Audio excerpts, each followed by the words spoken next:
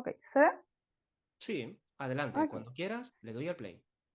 dale, ya, iniciamos. Bueno, buenas tardes, buenos días, dependiendo de dónde estén. Les traigo lo que es un abordaje de depresión mediante la terapia de aceptación y compromiso y activación conductual. Esto sería un estudio de caso.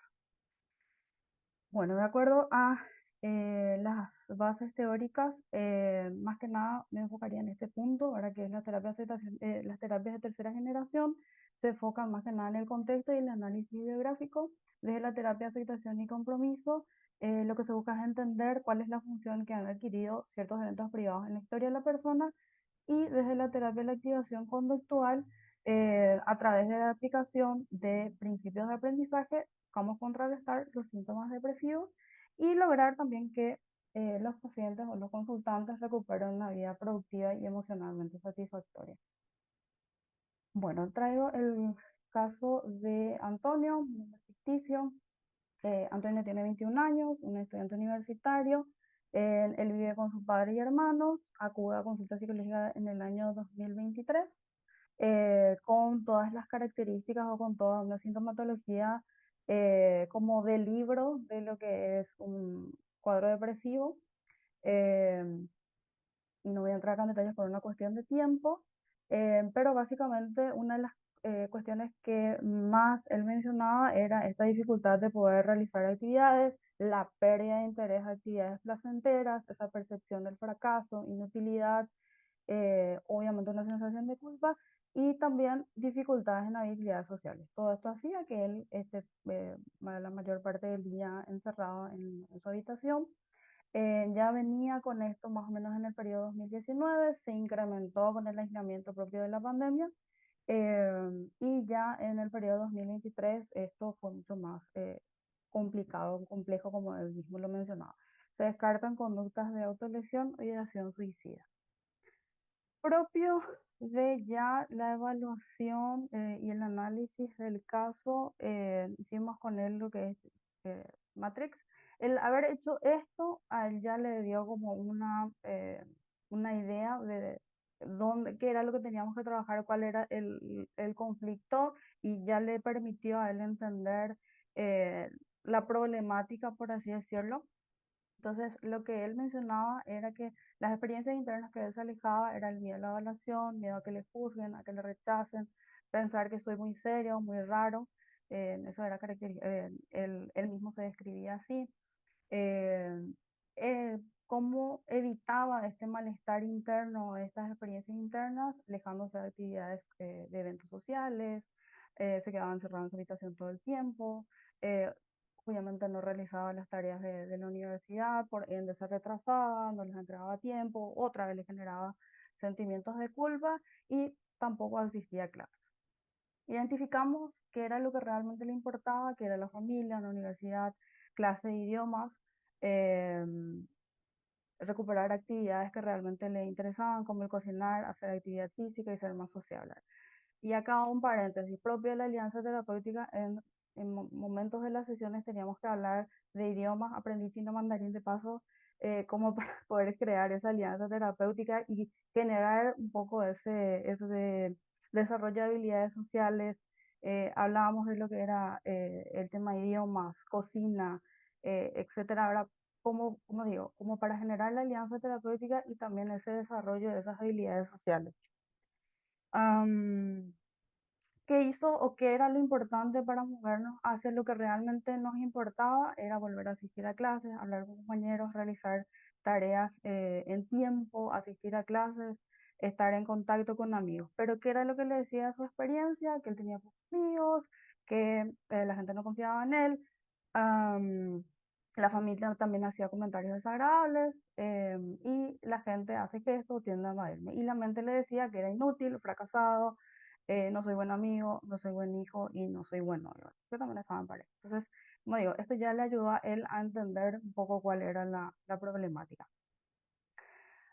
Como propio de la intervención, utilizamos el Exaflex y yo me fui directamente, o nos fuimos directamente allá lo que eran los valores y la acción comprometida.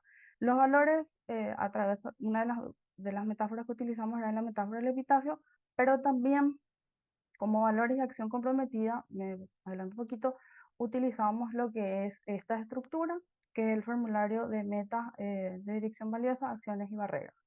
En el caso de Antonio, trabajamos casi todas las áreas, salvo creo que espiritualidad era lo que no trabajamos, pero todas las áreas tenían características o cuestiones que había, o valores que había que él quería lograr. Y por ende había ciertas acciones que debíamos, que él debería hacer, o acciones a las cuales se comprometió y fue logrando. Y lo interesante aquí es empezar desde lo más mínimo, la acción más mínima, hasta lo más complejo. Como para darles un ejemplo, él me decía, yo quiero volver a hacer actividad física". Bueno, ok, vamos a hacer, pero había muchos hábitos para llegar a hacer actividad física que había que lograr. Ejemplo, él ni siquiera tomaba agua en el día, ¿verdad? Y una necesidad básica del ser humano, ¿verdad? Entonces le decía, bueno, vamos a empezar por ahí. Y parece algo tan así simple, y- pero eso también hacía que justamente generara un compromiso en el proceso terapéutico y bueno, lo fue haciendo, logrando. ¿Cómo íbamos también monitoreando, por así decirlo, estas acciones? A través del formulario de automonitoreo, em, que es un formulario que se utiliza justamente en la terapia de evaluación conductual. Era hacer el registro de todas las actividades con la importancia del disfrute que iba realizando y también el humor general. Entonces, lo que hacíamos, como teníamos sesiones semana tras semana, entonces hacíamos como una especie de global de cómo era su humor. Entonces, eso también me permitía a mí ir viendo cómo él iba progresando. Em, Algo también interesante es que a la par que también trabajábamos con lo que era valores, acción comprometida y el propio de la activación, también trabajábamos lo que era, por ejemplo, momento presente, aceptación y difusión, que era también muchos puntos a trabajar con él con respecto a estos esquemas que había mencionado anteriormente. Bueno, me voy a adelantar un poquito. Y algo que nos sirvió también como para poder hacer el seguimiento, en el caso de él, tuvimos en este caso, aplicamos lo que era el BDI, el inventario de presión de Beck. No era una puntuación muy alta inicialmente en cuanto a sintomatología depresiva, por así decirlo, pero igual había cuestiones más que nada en esquemas cognitivos que había que trabajar. Entonces, el trabajo nos permitió, con la aceptación y difusión, nos permitió también y obviamente la activación, ir logrando también mejorar estos puntos.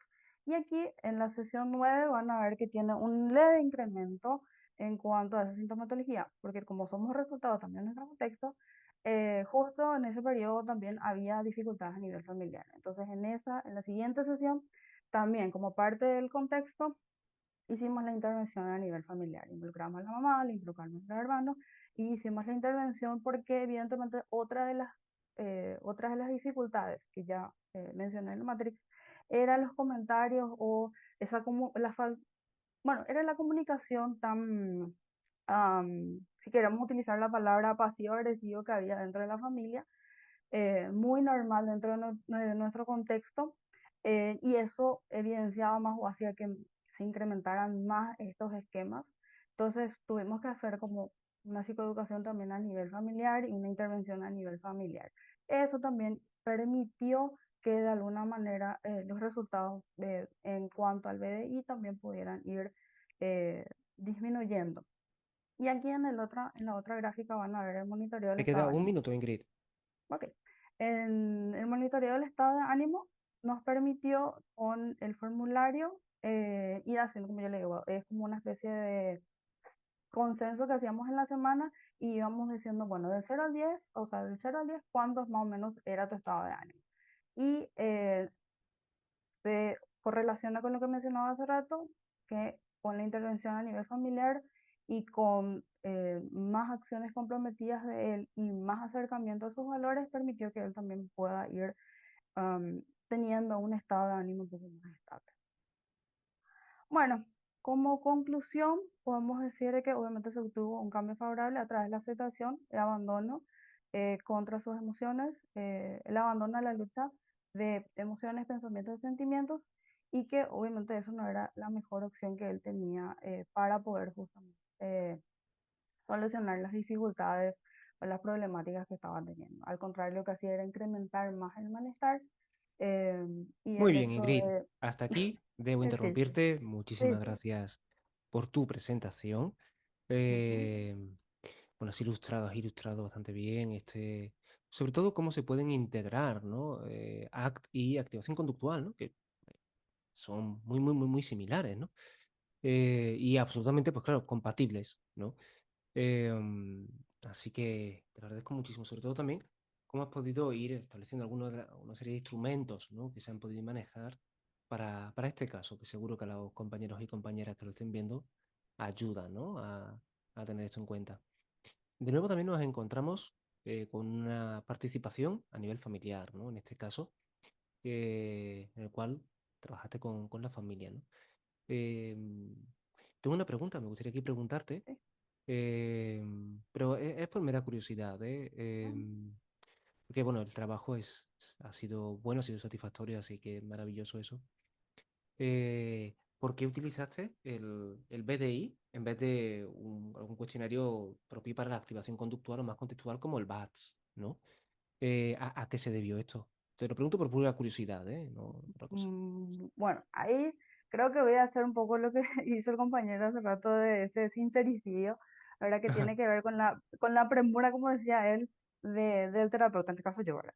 Ajá, Acá se utiliza mucho, cuando hablamos de depresión, lo primero que se me viene en la mente es el BDI, ¿verdad? ajá, Entonces, eso fue lo primero que utilizo ahora. Sí ahora, hoy actualmente, 2024, eso fue cuando empecé con él, era ya enero, febrero del 2023, antes de todo el máster, probablemente iba a utilizar, o sea, eh, y, utilicé eso, pero ahora utilizo otras cosas. Entonces, más que nada era por eso, ¿verdad? O sea, era vale, el estudio, a ver, el test psicométrico que tenía en ese momento y que siempre, bueno, hablamos de presión PDI, ¿verdad? Pero hoy utilizaría otra cosa, ajá, solamente por eso. Y ya, obviamente, después, bueno, ya que utilicé, seguí nomás ya utilizando el mismo test. vale, vale. A ver, no pasa aquí como gran cosa, no es que haber utilizado el BATS en vez de, o sea, sí, el BATS en vez del BDI necesariamente hubiera sido mejor de alguna forma, no se trata de eso, ¿no? Simplemente una curiosidad. Ujú, Yo suelo utilizar el BATS, pero no solamente para activación, o sea, para problemas, digamos, del estado de ánimo, sino en general, ¿no? Porque los ujú, ítems dan muchísimo juego para explorarlo después en la entrevista, ¿no? Y comparar en diferentes momentos, ¿no? Más que el BDI, ¿no? Que el BDI, los ítems me resultan como muy, muy sindrómicos, ¿no? Claro, muy, no tienen esta redacción más amplia, ¿no? Pero vaya, lo sé por curiosidad, por saber un poco cuál había sido la causa. Totalmente legítima, claro, vamos aprendiendo, entonces vemos que hay herramientas diferentes y tal, ¿no? Pero no es que no tenemos aquí ningún estudio empírico controlado aleatorizado que muestre que utilizar el BATS en vez del BDI sea mejor o algún rollo de estos, ¿eh? Entonces, vale, vale. Ingrid, esa era mi única pregunta fruto de la curiosidad. Muchas gracias por ok. tu presentación. Bueno, nada. Muy bien. Vamos con la siguiente persona. Vamos allá. Luis Alberto. Sí, hola. ¿Qué tal, Luis? ¿Vas a compartir pantalla? Sí, Adelante.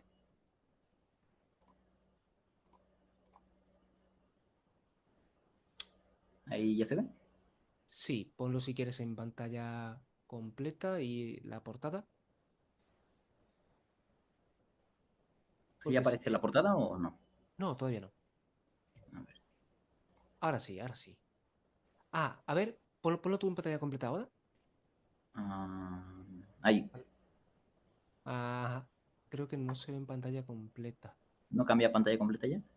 No, tú sí lo ves en pantalla completa, ¿verdad? Pero a nosotros no se nos ve Ajá. en pantalla completa. Entonces, quítalo de pantalla completa Ujú, y pasa a la siguiente diapositiva, a ver si lo podemos ver. Sin pantalla completa, ¿eh? ujú, Va, perfecto. Vale, sí. Entonces, creo que lo vas a tener que presentar sin poner pantalla completa, porque si pones pantalla completa, tú lo vas a ver, pero nosotros no vamos a ver cómo pasan las diapositivas. Entonces, ujú. Ok. hazlo con pantalla incompleta o, bueno, lo contrario de pantalla completa, ¿sí? Así. Y vamos a ver qué tal. Sí, ok. Cuando quieras, yo empiezo a contabilizar. Listo. Muy bien. Bien, pues básicamente es una revisión bibliográfica donde quiero destacar la importancia de investigar ciertas reacciones fisiológicas como variables disposicionales cuando aparecen como respuestas de alta probabilidad. Este término de respuestas funcionales de alta probabilidad lo encontré en el libro de terapia analítico-funcional de Reyes y Canter, aquí en México es como muy famoso. Y con este se refieren a relaciones funcionales bidireccionales, simétricas y recíprocas entre un estímulo y una respuesta, y que nos ayudan a comprender por qué en algunas partes, incluso como seres humanos, pero además como culturas, respondemos de manera similar a ciertos estímulos específicos, como por ejemplo que tendamos a buscar climas más templados que climas de extremo frío o extremo calor, o igualmente el hecho, como mencionaba ahorita Rica, el cómo respondemos al dolor en diferentes culturas, no sería lo mismo que la respuesta de evitación al dolor que tenemos en nuestras culturas occidentales, a por ejemplo, si yo crecí en, no sé, un templo budista, ¿no? La aproximación al dolor también va a cambiar la probabilidad con base en cómo fui creciendo. Y bueno, hemos encontrado que hay muchos problemas que están relacionados con estas respuestas funcionales de alta probabilidad, como son los trastornos de regulación emocional, los trastornos del sueño, los de conducta alimentaria, los de la conducta sexual y el dolor crónico. Y en general, pues tenemos como aproximaciones para cada uno de ellos cuando son parte del problema o del motivo de consulta. Si es de desregulación emocional, por ejemplo, en la DBT vimos las Tip Skills, que ayudan a regular la temperatura, el ejercicio físico intenso o cambios en la respiración. En los problemas de conducta sexual, pues usualmente utilizamos desensibilización sistemática, técnicas de comprensión o focalización sensorial, el entrenamiento en masturbación y el entrenamiento pubococcigio. En los trastornos de conducta alimentaria solemos utilizar control de estímulos y exposición gradual. En dolor crónico, cambios en la activación psicofisiológica, ayudar incluso con técnicas de relajación interoceptiva, focalización al dolor o anticipación al dolor. O como comentaba Rica, pues la aceptación, ¿no? Y en trastornos del sueño utilizamos relajación muscular progresiva, intención paradójica, control de estímulos. Y en general todo está muy bien o muy claro cuando es parte del motivo de consulta. Pero la pregunta hacia donde iba dirigida mi revisión bibliográfica es hacia lo que ocurre cuando estos cambios fisiológicos no son parte de la cadena conductual, sino son las disposicionales. Y parte de lo que me motiva a realizar esta revisión es que muy a menudo en la consulta me encuentro con los pacientes hacen comentarios como estos, ¿no? Desperté cansada y de mal humor. Luego, cuando mi marido me pidió el desayuno, tuvimos una discusión. Salí tarde de la casa y sin desayunar. Al llegar al trabajo ya tenía muchas cosas por hacer y me sentí desesperado. Sé que se escucha feo, pero la verdad, después de tener relaciones sexuales, no sentí ganas de ser más cariñosa con él. Ayer todo el día estuvo nublado y hacía frío. Decidí no ir a la escuela y quedarme en cama. Luego me sentí culpable. Ayer me la pasé llorando con mi novio. Él no entendió por qué y terminamos discutiendo. Es que hay días que me siento muy hormonal. Y todas estas situaciones de consulta pues nos hablan de que tal vez la situación problemática pudo estar influida por estos estados disposicionales de las personas, en donde cuando nos preguntamos qué es lo que hacen, pues hacen lo mismo que todas las disposicionales, aumentando o disminuyendo el valor discriminativo de algunos estímulos desencadenantes, aumentando o disminuyendo el valor reforzante de los estímulos consecuentes y haciendo más o menos probable una forma de respuesta. Entonces, mi idea es que nos pongamos como más atención a cómo estos cambios autónomos en el organismo, con los que vamos a estar todo el tiempo, vamos a convivir toda la vida, que van a estar ahí como variables moduladoras o disposicionales, pues van a estar afectándonos continuamente en nuestras situaciones del día a día. Y que podríamos, tal vez, si las estudiáramos como relaciones funcionales de alta probabilidad, como anticipar un poquito cuál va a ser el efecto que van a tener en algunas poblaciones, ¿no? Si bien la mayoría de las personas y los profesionales podemos decir de manera intuitiva que si tenemos hambre vamos a estar de malas o que cuando sentimos dolor vamos a estar un poquito más propensos a estarnos quejando, ¿no? Ya sea de manera privada o pública.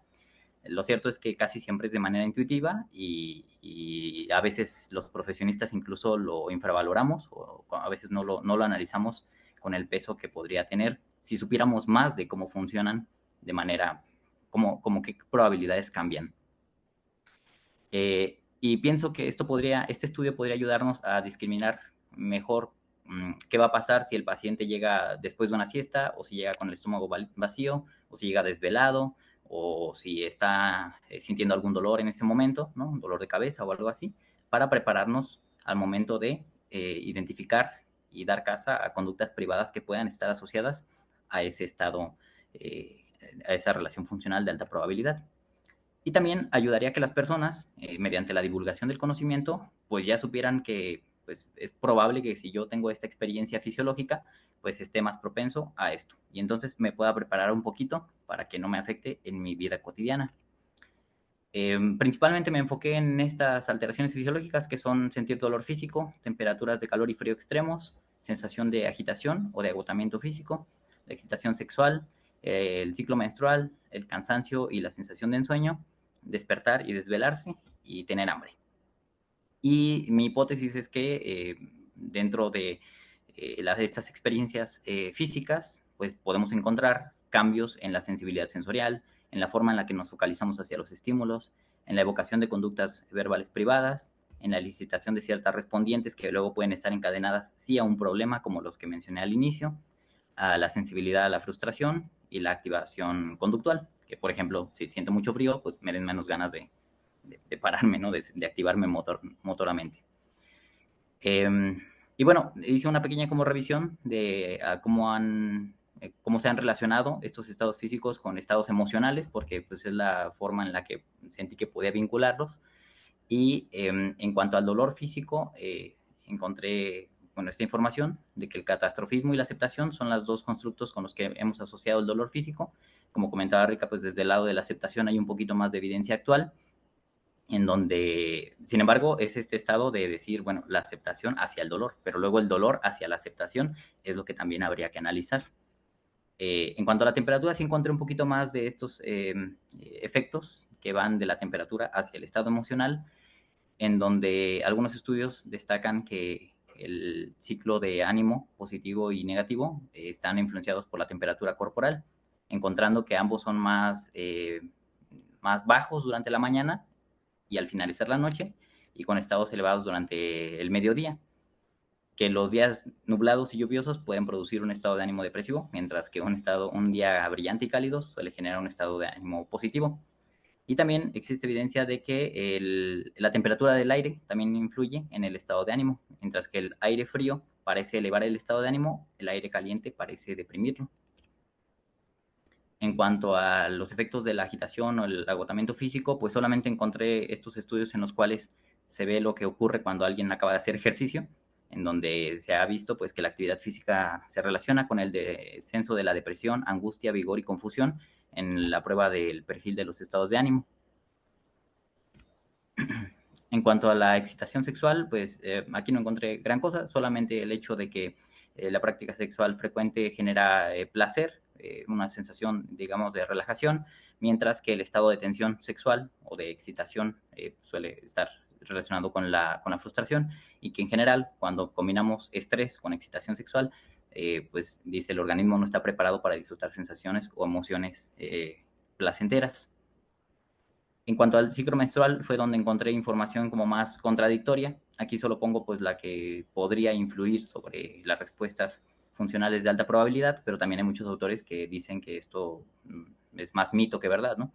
Bueno, esta información dice que del 30 al 35% de las mujeres jóvenes experimentan ciertos síntomas disfóricos en la fase Te queda un lutea minuto, Luis. menstrual. Claro. Y que los síntomas más comunes son dolor abdominal, dolor en la región lumbrosacra, en el pelvis, dolor de cabeza, fatiga, tristeza, llanto, deseo de estar sola, inseguridad, depresión y ansiedad. En cuanto al sueño y el cansancio o el desvelo, pues básicamente que se han encontrado mejores estados de ánimo en el mediodía, mientras que cuando estamos más cerca de dormir, ya sea en la mañana, que acabamos de despertar, o en la noche, suelen haber estados de ánimo más bajos. Y en cuanto al hambre y la saciación, pues también es un problema, porque siempre que buscas relación entre emociones y alimentación, pues te sale como el sentirte estresado o triste te lleva a comer, ¿no? Como por emoción, en lugar de el tener hambre, qué emociones te vuelve más propenso, ¿no? ¿Qué estado emocional te vuelve más propenso? Entonces no había como mucho, pero pues sí encontré esta reseña que dice que los estados emocionales y de ánimo pueden influir en la conducta alimentaria, a la vez que la alimentación puede influir en las emociones y el estado de ánimo. Y pues sería todo. Muchas gracias. Muy bien, Luis. Muchísimas gracias por traer este tema bastante interesante. Esta integración, ¿no?, entre los principios teóricos y también la práctica clínica, ¿no? ¿Cómo podemos utilizar, de hecho, este conocimiento, ¿no?, que tú has traído, ¿no?, para, para intervenir, ¿no? Me ha gustado especialmente los ejemplos de comentarios, ¿no?, que las personas con las que trabajamos, además, se me han hecho muy semejantes, ¿no? Yo mismo, ¿no?, conforme lo leí, he recordado, ¿no?, muchos casos. Bueno, efectivamente, ¿no? A veces cuando van contando los fenómenos o su propia experiencia, hacen alusión a variables disposicionales, ¿no? A el clima tal, o es que no sé qué pasaba, pero tal, pero esto estaba así, hace mucho calor, y entonces, ¿no? Ya me desperté, me sentí cansada, entonces mi pareja me habló, ¿no? Y entonces me han gustado bastante los ejemplos, muy característicos. Además, las viñetas, el que hace de terapeuta es clavado a ti, ¿eh? Es muy parecido a ti. Entonces, esa realidad documental también, ¿eh?, se valora, ¿eh? Eso también se valora Sí. positivamente. Vale, aquí lo que yo he entendido, un poco como digamos, resumen aplicado, ¿no? Corrígeme si es así, ¿vale? Tú me dices, ¿eh? Es algo así que a veces en vez de trabajar con alguien para el control de la ira, lo que tenemos que ver es si discrimina sus señales de que tiene hambre. Entonces, en vez de entrenarle en control de la ira, vamos a entrenarle en que coma cuando tiene hambre, digamos, ¿no? Algo así es más o menos. Sí, Si lo como estoy que entendiendo bien, ¿sí? tengamos, como que pongamos el foco sobre si esto puede estar, en qué medida puede estar influyendo, ¿no? El hecho de que sepamos de manera más que intuitiva o probable, como que Ajá, sepamos de manera más documental cómo suelen reaccionar las personas, por ejemplo, en nuestra población, en nuestra comunidad, cómo suelen reaccionar las personas ante el hambre o ante el dolor en nuestra ajá. comunidad, y eso nos lleve a tener más conciencia de cómo podría estar reaccionando nuestro consultante, ¿no? Pero que claro, implicaría pues un trabajo directo sobre el estudio de poblaciones que reaccionan a estos estados fisiológicos. Ok, ok. Perfecto, Luis. Pues muchísimas gracias. Creo que es un tema muy interesante que da juego para seguir explorando, para seguir investigando y que yo creo que a los terapeutas aquí, ¿no? Cuando alguien veamos que está a lo mejor enfadado o así, ¿no? Primero vamos a preguntar, oye, espérate, antes de nada, ¿has comido hoy? Oye, ¿cómo has comido? ¿No? Si tienes hambre, ¿no? Que son preguntas que muchas veces ayudan muchísimo, ¿no? A ver, aunque parezca un poco broma, pero no lo es, ¿eh? Muchísimas gracias, Luis. Gracias, José.